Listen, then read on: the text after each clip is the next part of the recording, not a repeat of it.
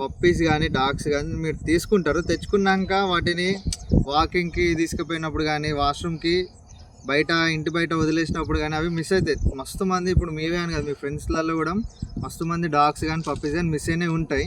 అట్లా మిస్ కాకుండా ఉండాలంటే వుడెన్ లాకెట్ ఉంది. వుడెన్ అని కాకుండా మీకు స్టెయిన్లెస్ స్టీల్ ఉంది, ఇలా టైప్స్ కూడా ఉన్నాయి లాకెట్స్.